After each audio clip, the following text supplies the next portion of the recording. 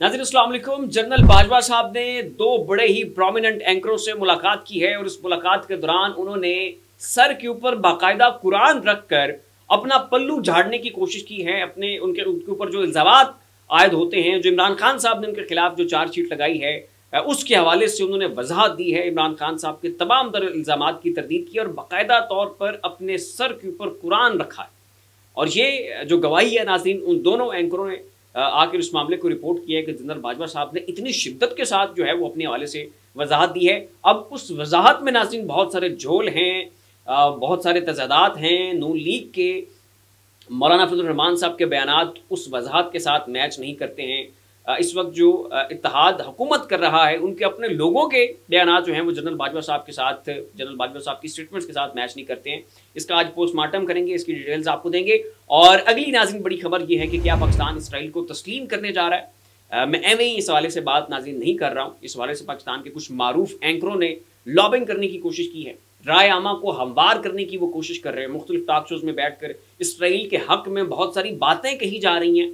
ये मामला क्या है, इसकी डिटेल भी अपने आज के इस व्लॉग में शामिल करेंगे। लेकिन उससे पहले आपसे रिक्वेस्ट है, इस चैनल को ज़रूर सब्सक्राइब करें, साथ जो बेल आइकन है उसके ऊपर भी लाजमी क्लिक कीजिएगा, ताकि वो तमाम तर खबरें जिनकी कवरेज मेन स्ट्रीम मीडिया के ऊपर नहीं हो रही है, वो आपको इस एक प्लेटफॉर्म के ऊपर मिल सके। तो नाज़रीन, जनरल बाजवा साहब एक शादी की तकरीब में शरीक थे और वहाँ पर मोहम्मद मालिक और मुजीबुर रहमान शामी साहब ये भी उस शादी की तकरीब में गए। और इसी तकरीब के दौरान जनरल बाजवा साहब ने खुद आगे बढ़ चढ़ के इन दोनों एंकरों से मुलाकात की। और जैसे ही वो किसी जगह पे बैठे और गुफ्तगू शुनीद का आगाज़ हुआ, तो इस दौरान जनरल बाजवा साहब ने खुद ही जो है वो रोना धोना शुरू कर दिया कि जनाब मीडिया मेरे बहुत ख़िलाफ़ है, मेरे जो है वो करैक्टर असैसिनेशन की जाती है, मेरी शख्सियत के ख़िलाफ़ बातें की जाती हैं, अखबारों में मेरे ख़िलाफ़ सुर्खियाँ लगती हैं और मुझे बहुत ज़्यादा मुतनाज़े करने की कोशिश की जाती है। और फिर मुजीबुर रहमान शामी साहब ने, मैं आपको क्लिप भी नाज़रीन सुनाता हूँ। मुजीबुर रहमान शामी साहब रिपोर्ट करते हैं कि फिर जनरल बाजवा साहब ने अपनी जेब से एक छोटा सा कुरान निकाला। उनकी जेब के अंदर जो है वो पॉकेट के साइज़ वाला जो कुरान होता है वो था, वो उन्होंने निकाला और उन्होंने उसके ऊपर हाथ रखा, उसको अपने सर के ऊपर रखा और कहा कि जनाब मैं इमरान खान साहब की हुकूमत का तख्ता उल्टने में मुलव्विस नहीं था, पहली चीज़। फिर उनका ये कहना था कि नवाज शरीफ साहब जो मुल्क छोड़कर लंदन गए थे, जेल से उनको रिहाई मिली थी, 50 रुपए के स्टाम्प पेपर के ऊपर एक झूठा जो है वो हलफ लेकर लंदन चले गए और प्लेटलेट्स गिर गए। मैं नवाज शरीफ साहब को लंदन भेजने वाला नहीं था, इसमें मेरा किसी भी किस्म का कोई किरदार नहीं था, नंबर 2। और तीसरे नंबर पे नाज़रीन उनका ये कहना था कि मैंने एक्सटेंशन के लिए अप्लाई नहीं किया और ना ही मैं एक्सटेंशन चाहता था। अब नाज़रीन इन पॉइंट्स को ज़रा क्रैक कर लेते हैं और देखते हैं कि जनरल बाजवा साहब के स्टेटमेंट्स क्या हैं और वो हुकूमती इत्तेहाद जो कि इस वक्त गवर्नमेंट में हैं, जो इस सारे रजीम चेंज के बेनिफिशरी हैं, वो जनरल बाजवा साहब के हवाले से और जनरल बाजवा साहब की इन बयानात को लेकर क्या कहते हैं। सबसे पहले नाज़रीन ख्वाजा आसिफ साहब का स्टेटमेंट, उनका ये कहना है और नून लीग की जो बाकी भी तमाम तर क़यादत है, ये अक्सर टॉक शोज़ में बैठकर ये अलल ऐलान कह चुके हैं कि जनरल बाजवा साहब एक्सटेंशन चाहते थे।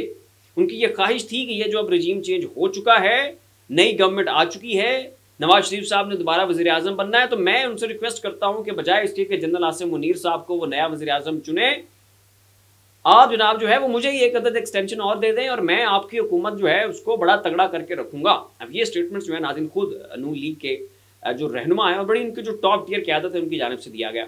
ये तो बात आ गई नाज़रीन एक्सटेंशन वाली, और ये इस वक्त जो मौजूदा हुकूमत है और जो हुकूमती लोग हैं उनकी जानिब से इस हवाले से ये स्टेटमेंट्स आए हैं कि जनरल बाजवा साहब एक्सटेंशन चाहते थे। लेकिन जनरल बाजवा साहब ने कुरान के ऊपर हलफ लेकर कहा है कि मैं एक्सटेंशन नहीं चाहता था। नून लीग के स्टेटमेंट्स मैंने आपके सामने रख दिए। उसके बाद नाज़रीन ख्वाजा आसिफ साहब ने खुद बाकायदा तौर पर एक टॉक शो में बैठ कर ये कहा था कि इमरान खान कभी भी नवाज शरीफ को लंदन नहीं जाने दे रहा था और वो नहीं चाहते थे कि नवाज शरीफ जेल से निकले रिहा हो, उसको बाकायदा बाहर लंदन का इलाज नसीब हो।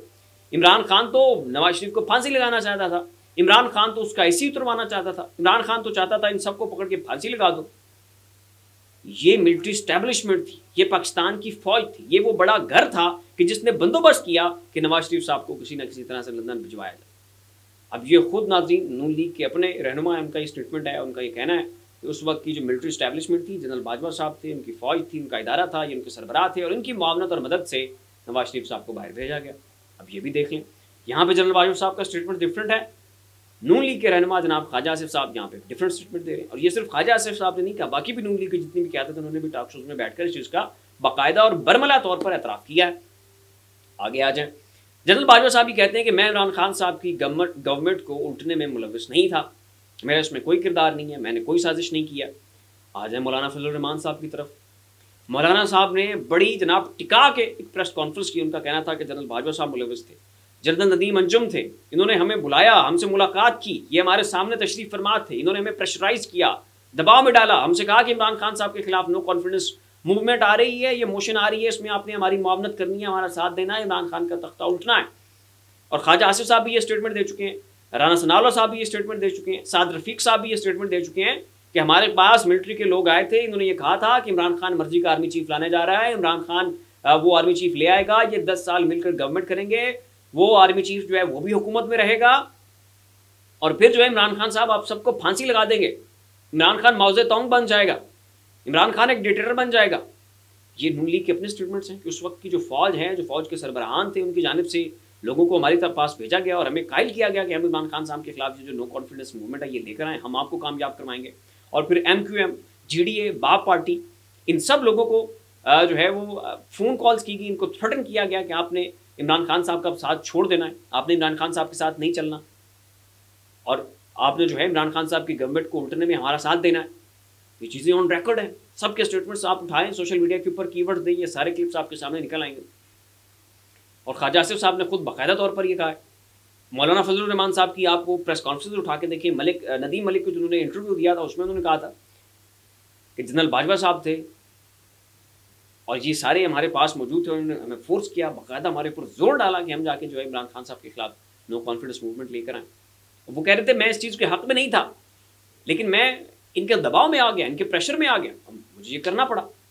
तो ये अब देख लें कि जहाँ पे जनरल बाजवा साहब के ये स्टेटमेंट्स क्या हैं और ख़ुद नून लीग, मौलाना साहब, पीपल्स पार्टी, इनके रहनुमा के स्टेटमेंट्स क्या हैं। इसके बाद नाज़रीन जो हतमी नताइज हैं और जो एक हतमी राय कायम करनी है वो आप इन दोनों चीज़ों को देख के सुन के खुद आप कायम कर ले। मैं चाहता हूँ कि थोड़ा सा जो क्लिप है मुजीबुर रहमान शामी साहब का वो भी यहाँ पर आपको सुनाता चलूँ कि वो क्या फरमा रहे हैं। पूरा क्लिप मैं आपको नहीं सुना सकता, ज़ाहिर है कॉपीराइट इशू आ जाएंगे। उनकी छोटी सी जो गुफ्तगू का एक छोटा सा जो चंक है वो मैं आपको सुना देता हूँ। सुने नाज़रीन मुजीबुर रहमान शामी साहब क्या कह रहे हैं। एक तो उन्होंने कहा कि जो नवाज शरीफ साहब थे जब वो लाहौर से लंदन गए तो उसमें उनका कोई किरदार नहीं था और उन्होंने उनको बजवाया नहीं वहाँ। बिल्कुल मैं उससे अपने आप को बरी ज़िम्मा रखता हूँ। फिर उन्होंने दूसरी बात ये कही कि जो इमरान खान साहब की हुकूमत थी और ये इल्ज़ाम लगाया गया कि अमेरिका के साथ मिलकर हमने साजिश की है और उनकी हुकूमत को गिराया है, ऐसी इस बात की भी मैं सख्ती से तरदीद करता हूँ। और तीसरी बात ये कही और आखिरी बात और बड़ी अहम बात है, उन्होंने कहा कि मैंने जो एक्सटेंशन की, जो आखिरी एक्सटेंशन कही जाती है ना, उसकी ख्वाहिश जाहिर नहीं की। अब नाज़रीन अगली खबर यह है कि क्या पाकिस्तान इसराइल को तस्लीम करने जा रहा है। कौन है वो लोग, कौन है वो एंकर जो इस वक्त पाकिस्तान के अंदर इसराइल को तस्लीम करने के लिए लॉबिंग कर रहे हैं। नाज़रीन ये बात शुरू होती है आज से तकरीबन 5 साल पहले और उसके बाद फिर खान साहब की गवर्नमेंट आई और उस गवर्नमेंट के दौरान नाज़रीन सऊदी अरब जो है वो इसराइल को तस्लीम करने जा रहा था। उन दिनों में जो है वो ट्रंप साहब की गवर्नमेंट थी और UAE जो है वो भी इसराइल के साथ अपने तल्लुकात को बहुत ज़्यादा मुस्तहकम कर रहा था और बहुत सारे ममालिक जो है वो इसराइल की जानिब बढ़ रहे थे और बड़े नब्बे तुले अंदाज में एक बड़ी कैलकुलेटेड तरीके से जो है वो इसराइल अपने आप को तस्लीम करवाने का जो सिलसिला है उसका आगाज़ कर रहा था और सभी इस्लामी मालिक जो हैं वो इसराइल की जानिब झुकाव जाहिर कर रहे थे। तो इसी दौरान कामरान खान साहब पाकिस्तान के बड़े मारूफ एंकर है नाज़रीन, इन्हें कोई शख्स को बहुत बड़ा ओहदेदार पाकिस्तान का एक बहुत बड़ी जो अथॉरिटी है वो कामरान खान साहब को भेजते हैं इमरान खान की तरफ और कामरान खान साहब ये मैसेज लेकर आते हैं कि पाकिस्तान भी इसराइल को तस्लीम करे। इसमें क्या मुज़ायका है, इसमें क्या बुराई है जब खाना काबा के वारिस सऊदी अरब वाले इसराइल को तस्लीम करने जा रहे हैं, सारी इस्लामी दुनिया उनकी जानिब बढ़ रही है, तो फिर पाकिस्तान ने क्या इस्लाम का ठेका ले रखा है? क्यों पाकिस्तान जो है वो इसराइल को तस्लीम नहीं कर सकता? ये मैसेज जो है नाज़रीन कामरान खान साहब लेकर इमरान खान साहब की जानिब पहुंचे और बाकायदा उन्होंने इस मामले के ऊपर टॉक शोज़ भी किए और टॉक शोज़ के अंदर अपने ट्विटर अकाउंट के अंदर जो है वो ट्वीट्स करके ये राय अमा जो है उन्होंने हमवार करने की भी कोशिश की, इमरान खान साहब को भी कन्विंस करने की कोशिश की, लेकिन खान साहब ने दो टोक अंदाज में कह दिया इसराइल एक गासिब रियासत है, एक जाबिर रियासत है, ये फ़लस्तीनियों के ऊपर जुल्म करते हैं, इन्होंने उनकी ज़मीन के ऊपर कब्जा किया हुआ है, कभी भी हम जो है वो इसराइल को तस्लीम नहीं करेंगे। और उसके बाद नाज़रीन रजीम चेंज ऑपरेशन हो जाता है, खान साहब की गवर्नमेंट ख़त्म हो जाती है, शहबाज शरीफ साहब की हुकूमत आ जाती है और नाज़रीन अहमद कुरैशी साहब, अहमद कुरैशी ये वो एंकर है कि जो उस वक्त पीटीवी न्यूज़ के ऊपर काम करते थे, बड़े मारूफ एंकर थे, उस खासा इनका नाम था और बाकायदा जो पाकिस्तान का टेलीविज़न है उसके ऊपर ये जॉब करते थे, यानी गवर्नमेंट के सर्वेंट थे। और जैसे ही शहबाज शरीफ साहब की गवर्नमेंट आती है तो ये मौसूफ जो हैं शहबाज शरीफ साहब की गवर्नमेंट के दौरान इसराइल चले जाते हैं, वहाँ पर मुलाकातें करते हैं, इसराइल में सैर सपाटे करते हैं, वहाँ से बैठकर वीडियोस जारी करते हैं और कहते हैं इसराइल बहुत अच्छा मुल्क है, बड़ा कमाल का जनाब यहाँ पर माहौल है, बहुत ज़्यादा तरक्की कर चुके हैं, बड़े फ्रेंडली लोग हैं, फ्रेंडली गवर्नमेंट है, पाकिस्तान के इसराइल के साथ ताल्लुकात होने चाहिए, इसमें क्या मुजाहिदा क्या हर्ज है। उसके बाद वो पाकिस्तान आते हैं, इसके ऊपर बड़ा एहतजाज होता है। अब फिर शहबाज शरीफ साहब की गवर्नमेंट है और इस पूरे टेन्योर के दौरान नाज़रीन ये जो अहमद कुरैशी साहब है ये मुसलसल उसके बाद भी इसराइल के हक में स्टेटमेंट्स देते हैं, इसराइल के साथ पाकिस्तान के ताल्लुकात को एडवोकेट करते हैं और कहते हैं कि जी हमारे उनके साथ बड़े बेहतरीन ताल्लुकात होने चाहिए, दोस्तियाँ होनी चाहिए, यारी बढ़नी चाहिए, वो जनाब बड़ी अच्छी टेक्नोलॉजी उनके पास, वो हम पाकिस्तान के अंदर लेके आएंगे, पाकिस्तान के कर्जे माफ़ हो जाएंगे, पाकिस्तान उस ब्लॉक में चला जाएगा, पाकिस्तान के अंदर दूध और शहद की नहरें बहना शुरू हो जाएंगी। तो इस तरह की स्टेटमेंट जो है वो अहमद कुरैशी साहब देते रहे। और अब फिर नाज़रीन उन्होंने एजाज सैयद साहब के शो में बैठकर एक इसी तरह का स्टेटमेंट दिया है। सबसे पहले जनाब आप ये स्टेटमेंट सुने और उसके बाद आप मामले की शिद्दत और नौयत का अंदाजा करें कि पाकिस्तान के अंदर चल क्या रहा है। और दोनों का जो तहजीब है, जो हमारा मिलिट्री डॉक्ट्रिन पाकिस्तान में है, जो इसराइल का मिलिट्री डॉक्ट्रिन है, हमारा मिलिट्री डॉक्ट्रिन एक ही जगह जाके मिलता है। और वो तो ये नाज़रीन कहना था अहमद कुरैशी साहब का। तो यहाँ पर पाकिस्तान की गवर्नमेंट को चाहिए कि इस हवाले से एक्शंस ले और वो तमाम तर लोग, वो तमाम तर एलिमेंट्स, वो तमाम तर अनासर जो कि इसराइल के पाकिस्तान के साथ ताल्लुकात को एडवोकेट करते हैं, पाकिस्तान में बैठकर इसराइल की तारीफ़ें करते हैं, पाकिस्तान से बैठ के जनाब इसराइल की जो टेक्नोलॉजी है, उनकी जो तरक्की है उसको एज अ रोल मॉडल पेश करते हैं और कहते हैं कि जी वो तो जनाब बहुत बड़ा देवता है, पाकिस्तान के कर्जे उतार देंगे, ये हो जाएगा, वो हो जाएगा। यहाँ पर गवर्नमेंट को चाहिए कि इस हवाले से कुछ एक्शंस लें। कायद-ए-आज़म साहब को इस हवाले से बड़ा असूली मौक़िफ़ है। दो टोक अंदाज में कायद-ए-आज़म साहब ने कहा था कि हम कभी भी इसराइल को तस्लीम नहीं करेंगे।